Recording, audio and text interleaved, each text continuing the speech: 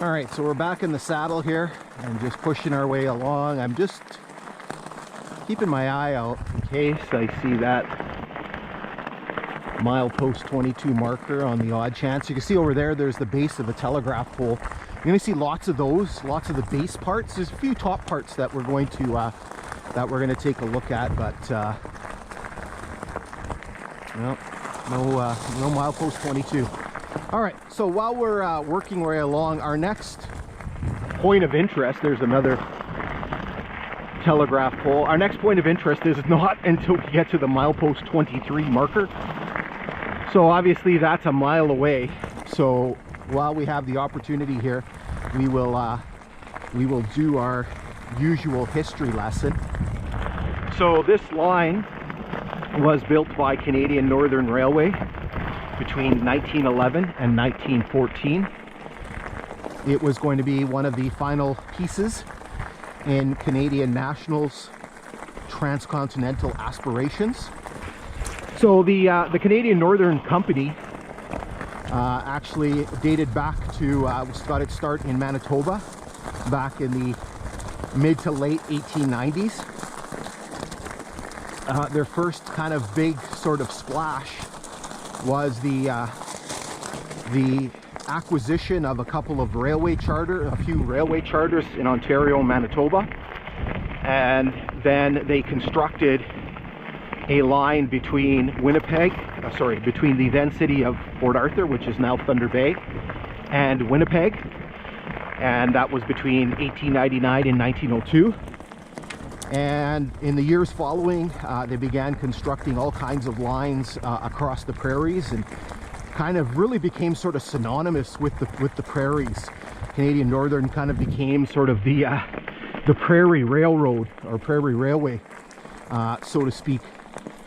Now they also started building north from Toronto by acquiring some charters and doing some construction, and eventually they reached the Sudbury area. Make sure Luna's with us here. And eventually they realized that in order for their company to sort of be successful, they would have to have a transcontinental line. They were not particularly keen on building between where they were in the Sudbury area, so specifically Rouel and Port Arthur, because it was going to be a very long stretch of railway and very difficult and expensive to build. So they did try to, here you can see how well traveled the grade is. No ballast issues for me. They did try to get a running rights agreement with Canadian Pacific Railway, but unfortunately they weren't able to come to some sort of agreement. And so Canadian Northern was forced to build. And so again, construction began on this section of line in 1911, and was completed on New Year's Day 1914. That was when the last spike was driven. And the line opened for traffic in 1915. Now, unfortunately for Canadian Northern, the cost of the construction of this section of line, sections like this we're kind of building kind of through a low sort of swampy area. This would have required a lot of fill, and a lot of work to sort of shore up the grade.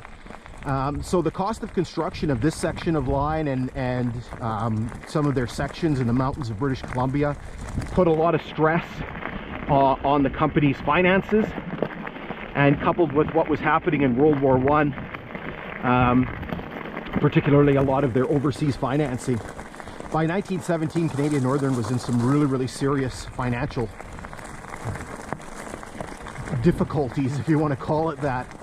And they eventually had to be taken over by the Canadian government because they couldn't pay their bills anymore. And the Canadian government had basically secured a lot of their debt. And so in 1918, Canadian Northern was forced to amalgamate or merge, or whatever you want to call it, with a bunch of other bankrupt Canadian government-owned railway lines known as the Canadian Government Railways. And that merger formed Canadian National Railways. And the process of nationalization was completed in 1923 when the Grand Trunk lines were brought into the fold. So in 1923, the name of this line changed. It was originally, this part of it was originally the Long Lake Subdivision of Canadian Northern Railway. It became the Long Lac Subdivision of Canadian National Railways. Now 2 years later, the name changed again because in 1925, Canadian National opened up a piece of line known as the Nakina Cutoff, and basically that was the death blow for this line. It took 80 years for it to play out, but really the construction of that Nakina Cutoff turned this line into a secondary line. It was no longer part of the main line. Its name changed. It became the Kinghorn Subdivision, and then in 1960, the Kinghorn, which ran from basically from Long Lac to Jellicoe, was merged with the more westerly Dorian Subdivision, and the whole line became the Kinghorn Subdivision. And it was operated until 2005, when Canadian National decided to discontinue service. And starting in 2008, they began pulling up the rails, and that process was complete by 2010. All right, so that's our little history lesson here. Just give me 1 second here. I want to see how much further we have to go before we hit. We got about 500 meters to go. It's a beautiful, beautiful day today. It's the 7th of August. It actually kind of feels a little almost fallish. It was quite chilly this morning. It was 6 degrees, pretty heavy dew because of that. It's only supposed to get up to like 20 or 21 Celsius. There's a bit of a breeze, which is nice. Beats some of our previous explorations where we're like melting. This is actually a very, very comfortable temperature. Oh, look at that. I didn't even see that on our there's a hydro crossing here, and so there's actually a flanger sign. I didn't even notice that. So there you can see the flanger sign. I don't know what I was doing. I didn't notice that. Sometimes when they're hiding behind the trees, and if you're looking kind of in the opposite direction, you don't really see that. So that's kind of really neat to see the flanger sign, because honestly, we haven't seen a flanger sign in this area. We've had a lot of road crossings and things, and haven't seen a flanger sign. Anyway, so it is a beautiful day. You can tell again with the weather that it seems like it's kind of getting a little bit more towards, we're kind of creeping towards fall. It doesn't feel the same as it did in July.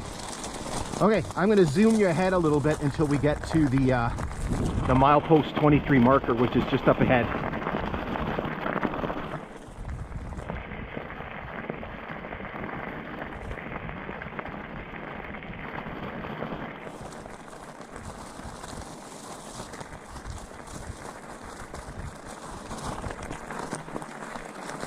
Okay, so here is the milepost 23 marker.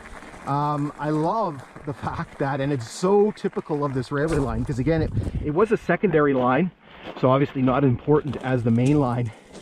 And so the sign here has been repurposed.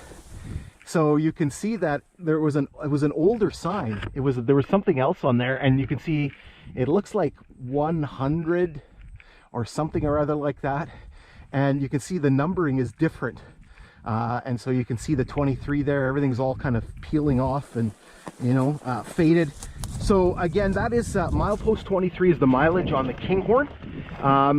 For the original line, so when this was part of Canadian Northern Railway, the mileage was different. The Kinghorn started in Long Lac, and so we're 23 miles from Long Lac. The Canadian Northern line, the Long Lake Subdivision, started in Hornpain, which is further to the east. And so what we have to do is we have to add 100.8 miles to the mileage to get the original mileage, and so 23 becomes 123.8. So that's the mileage on the original line. All right, so we're going to continue pushing our way along here. Again, you can see how straight the grade is, and we're going to be coming up on our next feature in a little bit.